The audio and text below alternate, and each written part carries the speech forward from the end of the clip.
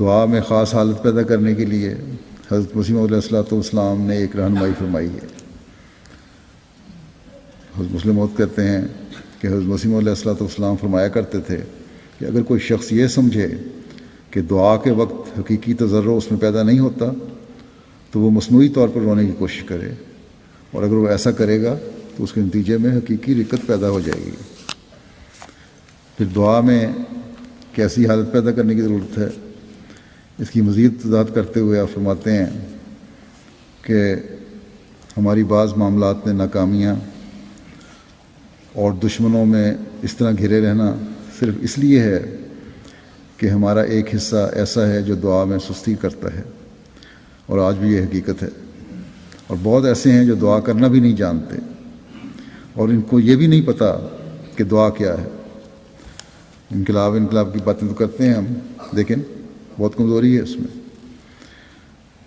اس کے متعلق حضرت مسیح علیہ السلام نے فرمایا ہے کہ دعا موت قبول کرنے کا نام ہے، اور آپ فرمایا کرتے تھے جو منگے سو مر رہے، جو مرے سو منگن جائے۔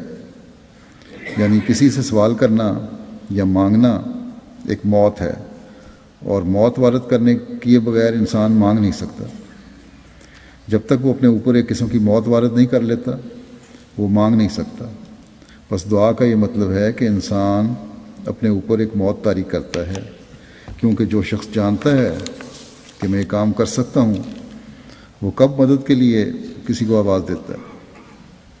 کیا یہ ہوتا ہے کہ ایک شخص کپڑے پہننے کے لیے محلے والوں کو آوازیں دیتا پھرے کہ آؤ مجھے کپڑے پہناؤ، یا تھالی دھونے کے لیے، پلیٹ دھونے کے لیے دوسروں سے کہتا پھرے کہ مجھے آ کے پلیٹ دھلوا دو، یا قلم اٹھانے کے لیے دوسرے کا محتاج بنے۔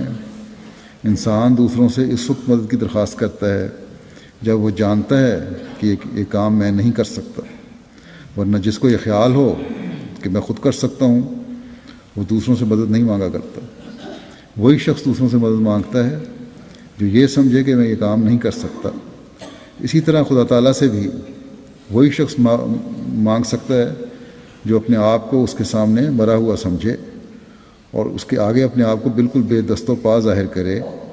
خدا تعالیٰ فرماتا ہے کہ انسان میرے راستے میں جب تک مر نہ جائے اس وقت تک دعا نہ ہوگی، کیونکہ پھر تو بالکل ایسا ہی ہے کہ ایک شخص قلم اٹھانے کی طاقت اپنے اندر رکھتا ہو اور دوسروں کو مدد کے لیے آوازیں دے۔